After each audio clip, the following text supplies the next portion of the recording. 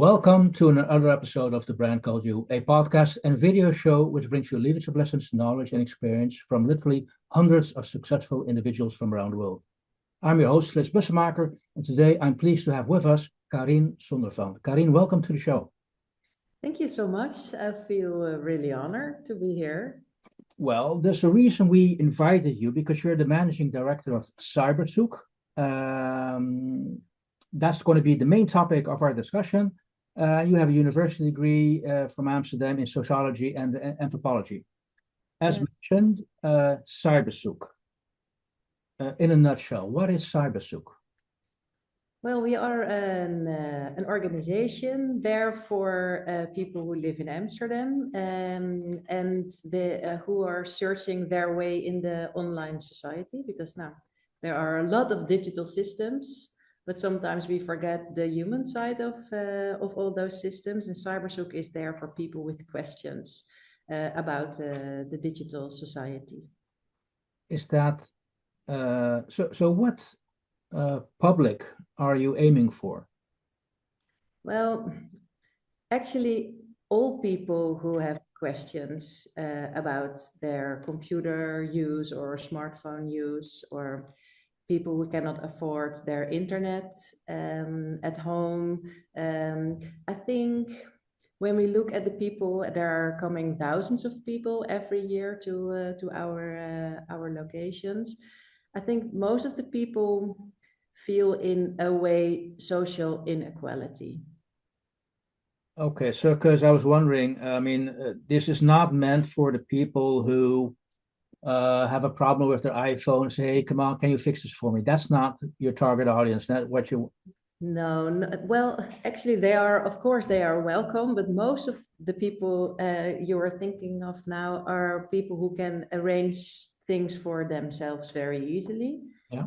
They ask colleagues or friends, so their network is kind of rich. Mm-hmm. The people who come to Cybersoek don't have a network who can help them with digital questions. Don't have a network. Does that mean they are, in general, lonely people, or is it more to deal with not having access to digital knowledge? The last. Well, actually, both. Yeah. But most of the time, it's people without access. Yeah. Okay, so take us with us. Somebody needs some support, that doesn't understand that. What happens? It's a physical location where you can go to. So somebody walks into the door. What happens? Actually, the first thing is that there is human contact. Mm-hmm. Because if you now when you reach or you need service, it's very problematic to find a a phone number actually. So it's very difficult to call, and sometimes there is a phone number, but then there is a chat voice who's talking to you. So finding a human being with time and attention for you is not very useful anymore. So when you go to Cybersoek, you see other people, human beings with time and attention for you. And then actually the first thing is just to feel safe and relaxed, drink a coffee, put your jacket off and have a nice talk with someone else. So we don't start for what's your question, how can I help, but just feel at ease.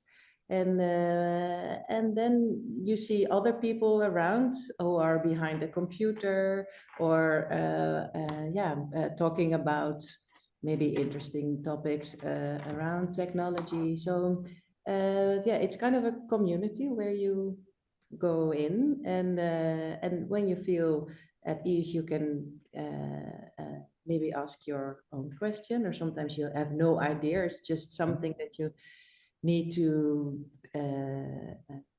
do behind the computer, or you need to fill in a form and you don't know where to start. Mm-hmm. So then there are volunteers and professionals who are there for you. Yeah, because if somebody wants to ask for help, specifically filling in forms, giving personal information, to gain that trust first, I would imagine, before people were willing to share that. They don't want, sorry, I didn't. No, I am assuming that the minute you are offering help to somebody who needs to fill in a form with personal information, then you have to gain trust first. Otherwise, they're not going to ask you for help. Well, the thing is that people who come to our place needs help with so many things. So they are used to give everything Okay. on the table. So like access to your bank account, to all the information that's need for healthcare. They are so used to share it because it's impossible for them to do it on their own anymore, because we make it so complicated. So there are people who can really profit from technology, but there are so many people who cannot. So it only gives more barriers to do it on their own. You made just an interesting comment. We've made it so complicated. So to what extent is Cybersoek maintaining that complexity or also trying to take away the complexity? So can you also, and I'm just asking, I'm just thinking about this, are you a feedback loop to those institutes? Hey guys, you need to make this easier or not? Do they, you're there? Yeah, more and more. Cybersoek is now here in Amsterdam for 25 years. And in the beginning, we really were a playground for technology. So it's about trying and offering access. But more and more we see that technology and the digital society is changing so fast, and there are the gap between people who have and have not is growing. So only sitting next to the people who cannot do it alone is not enough. So the impact of sharing the experience from the people who are excluded is more and more important to make impacts on a higher level in society.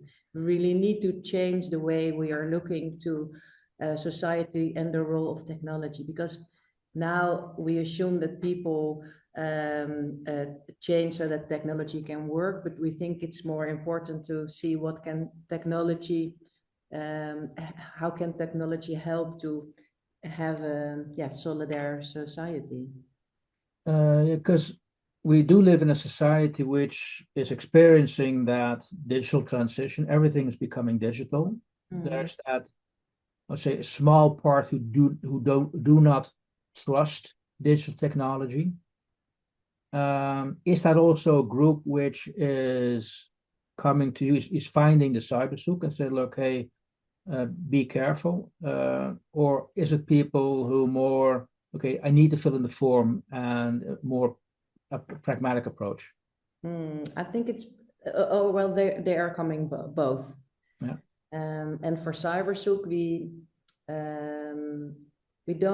want to stay in a way neutral. Yeah. So we don't think it's important to say if big tech is a danger for our society or not. It's reality in daily life, and it's there. Yeah. It's there. Yeah. So what we want, that we want to be a safe place for people, and we don't want to scare people. Also, if you do not, if your knowledge about technology is less, you are very fearful.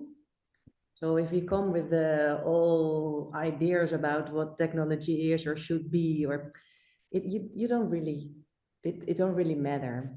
Oh, okay. So when people, so once you've helped somebody and the people who walk out of the door, what's their mindset? Okay, I'm glad somebody helped me, or also, or hey, I've actually learned something today. Hey, maybe next time I can do it myself. So what are you hoping for? How do you want them to leave your organization? Yeah, we really want them to leave with a happy feeling.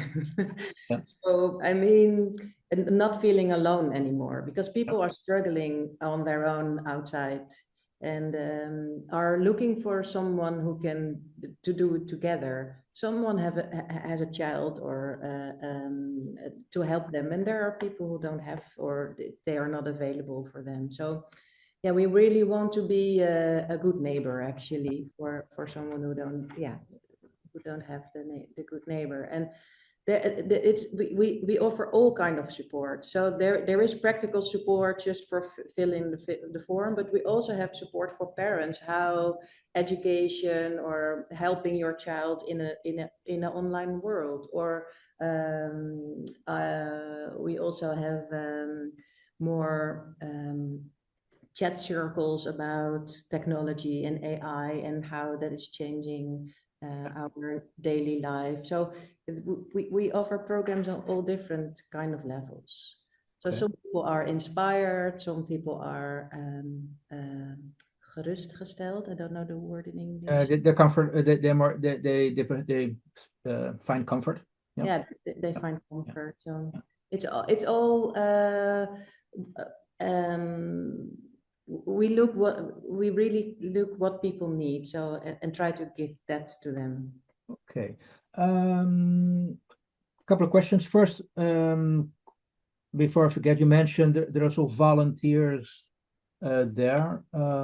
So what qualifications do you need to have to become a volunteer? Well, we have a team with 100 people, and 80% of them is a volunteer. And all the 100 people in our community are super diverse. Mm-hmm. And what we need is that you have time, and that you really are there for someone else, so that you can listen to a person.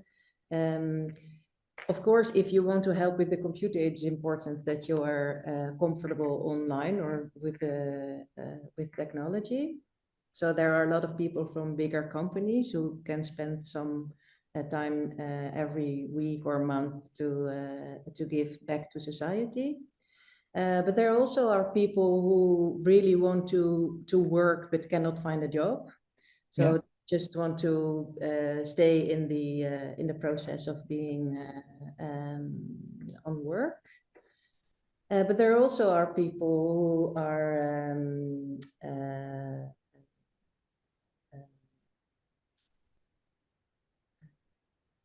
not, well, people who are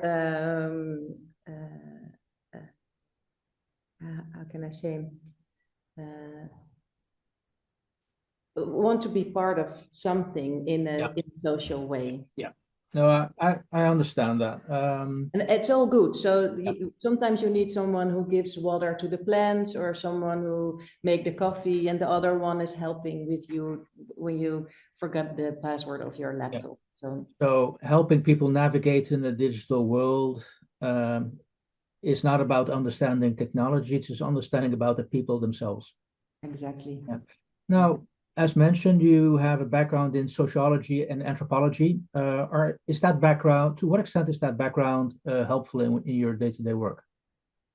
Well, I think every day there is something that reminds me on anthropology. And I think the most important thing is what I've learned there is that there is not one truth.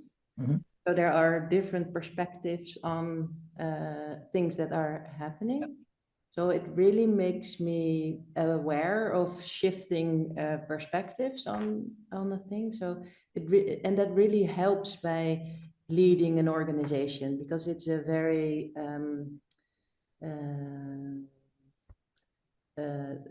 dynamic situation. So the people who are coming inside Cybersoek, I need to be in connection with them, but also in our working together with funding partners or bigger companies who also want to be part of our society, of our community. So I really need to switch in different roles, and also different ways of looking to. If I go online and see what Cybersoek has done, you really literally come across all walks of life people at the bottom of society and the highest possible almost. Yeah. Yeah. Or almost, yeah. Yeah. So yeah, and for me as an anthropologist, I'm very curious to what are we doing? How do we give meaning to life? And yeah, how do we shape the daily our daily life? So I'm very interested in people. yeah. And Yeah, 'cause you have been doing this for quite some time now. What motivated you to start working for Cybersoek, and what keeps you motivated? yeah, I really think that it is unacceptable that there are people who are profiteren, Yeah. people who can use technology and people who makes And life. yeah, So I really think that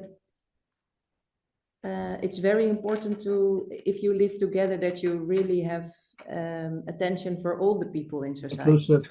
inclusive mindset. Yeah. Yeah, exactly. Yeah. Yeah. And what I see in Amsterdam is that people are not really connected to each other anymore, but maybe with friends or people who are like them, but people in different Different walks of life. You you don't meet anymore. So it's very in an individual way, and if it is social, then it's a very small group. Yeah.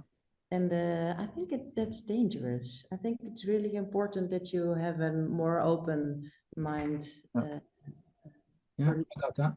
Okay. living together. So And is there any, just wondering, where do you draw your inspiration from? What makes you motivated? well, I am from a very little village, coming from a very little village. And it was a Christian village, and it was very clear that when you was a girl, you go to the gymnastic, the boys go to the football club, and so you don't really have a choice. So autonomy for me is very important.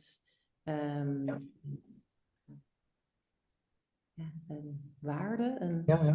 Value. Yeah. important value.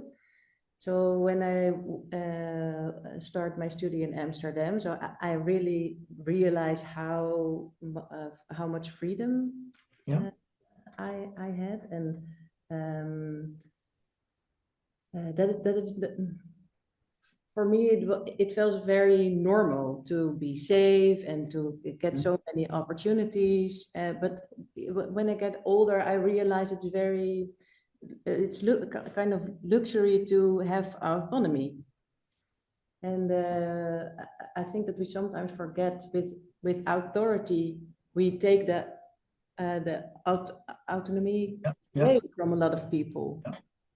And I think that there is a different way of living together. So without such an authority way. So basically moving from a small village to a city like Amsterdam, that's where you got the inspiration from, just absorbing what's around you.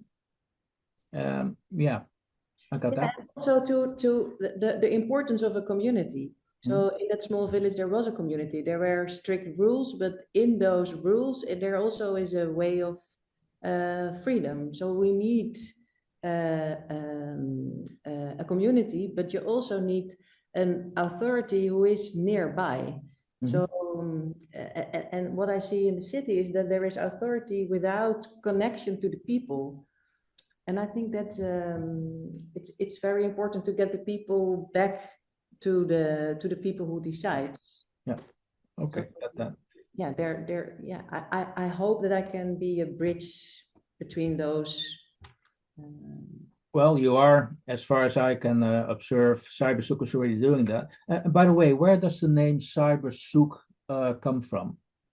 Cyber from internet technology, and the souk is an Arabic marketplace. Yeah, it's a place where people can come, bring their stuff or take some, and people a place, a physically place where you can meet other people and get inspired. So Yeah. And okay. I don't know if I'm allowed to ask this question, but have you chosen to know the name? Is the name Soek also reflective of the type of people who come to the Cybersoek? yeah.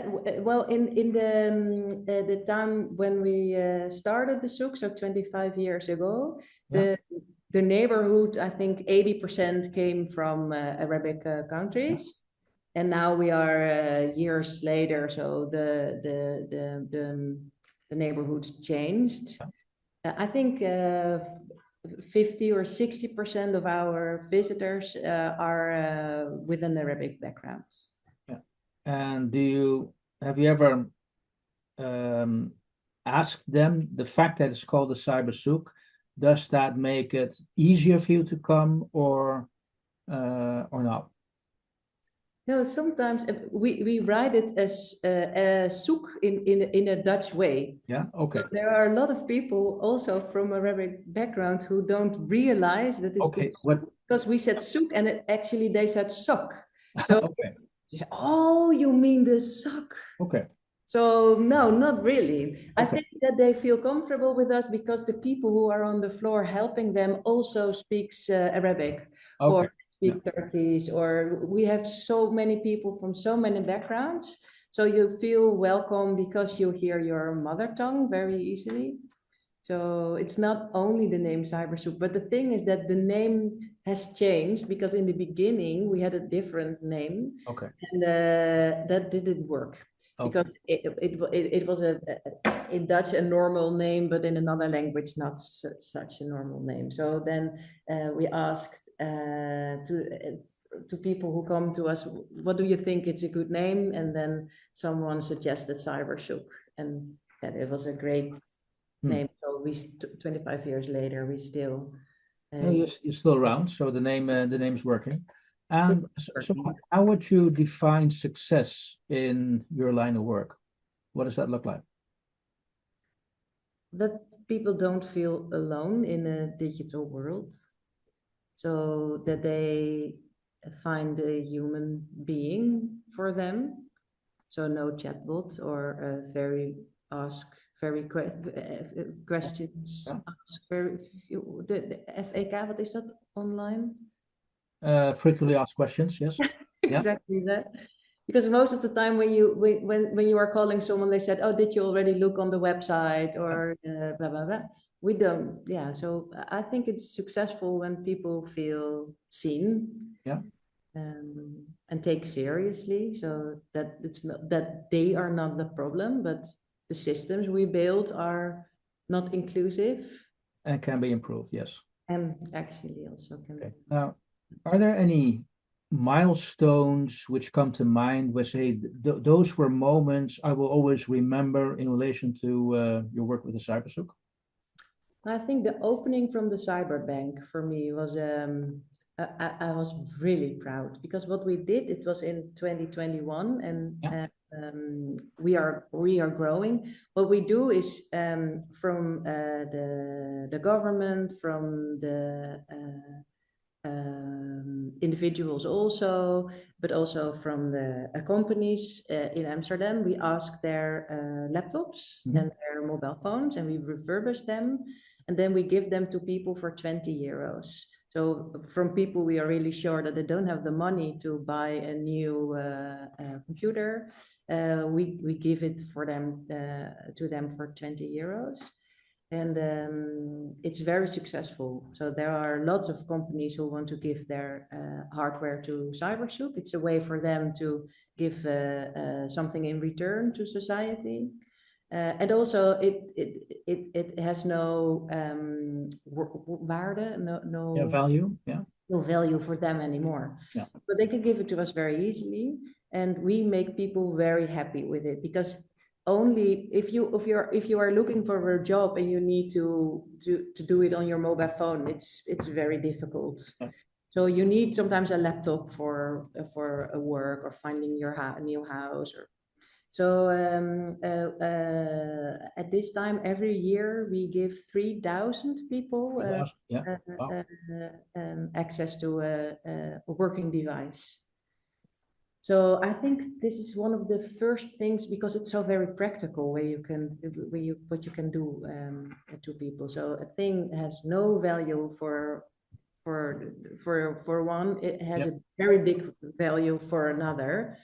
So you need to bring that together, and we do that with the cyberbank. So yeah, that's the first thing who came in mind. Yeah. Okay. Anything else out there where you feel, hey, that keeps inspiring me?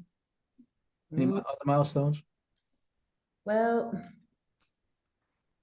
I'm also quite proud of that we when we talk with people who make beleid policy. Yeah, policy, yes. They first, let me say 5 years ago, people really thought it were the elderly people who have problems with the access to digital society.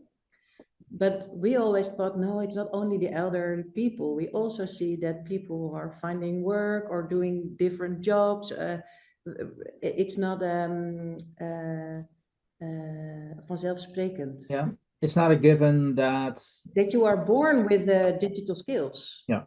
Also with the children. Yeah. So you're not born with it. You need someone to learn it to you. And if big tech is learning to you how you use technology, I think it's not enough. You need to have critical yeah, it does require a little bit of critical thinking in today's age with technology. Yeah, so that digital inclusion is not only a problem for elderly people, but also for people in their 30s or in their puberty. Yeah, because if the answer was elderly people that's where the issue is, then in 1 or 2 generations, that problem is going to be resolved. Exactly, that was the idea. So yeah, and of course we also want to say the problem is solved, but if technology is changing, you need people with the self-confidence to stay learning their whole life, or that you have space in your mind to learn instead of being busy with, can I give my children food or sports or other things. So yeah, for me, that we have a contribution to the idea that digital inclusion is bigger than only a problem for, yeah, I think I'm proud of that too. Yeah. 2 more questions. Time is moving so fast, unfortunately, but I really want to ask you these last 2. What does your own future look like? In what way? Well, in the sense, do you see yourself, you could say, maintaining in this part of society, helping people in this way, or say, okay, well, I've done my part, it's time to move on? Any thoughts on that? If you dare to share that. Well, I don't really have a plan. Yeah. Yeah. So, what I see, if we have a vacation and I come back to Cybersoek, I feel so happy. So I really miss Cybersoek. So the community is very special, but maybe the community also can do it without me. So if the moment is there that the community could do it without me, and so it's running, then it's time for me to move on. But it's not there yet. Yeah. So given what you've seen in all those years, what would your advice be to young people, and maybe extend that also to institutions out there, given what you just discussed and addressed? Well, make time for the other. Yeah. And be aware of the other. Not everyone is like you. So if you have something to share, maybe it's your time, your knowledge, your money, share it. Yeah. It really makes your life better. So don't keep things for yourself, but do it together. And if I paraphrase, I think your biggest observation, which I agree with, it's not about becoming digital proficient. It's also about maintaining human connections at the end of the day. It's beautiful said. Yes. Yeah. Hey, Karien, thank you so much for being on the brand code. You wish you success in the years to come with the Cybersoek. And again, thank you for making time for us. Thank you for being here. Have a good day. Thank you for listening to the Brand Called You videocast and podcast, a platform that brings you knowledge, experience, and wisdom of hundreds of successful individuals from around the world. Do visit our website www.tbcy.in to watch and listen to the stories of many more individuals. You can also follow us on YouTube, Facebook, Instagram, and Twitter. Just search for the Brand Called You.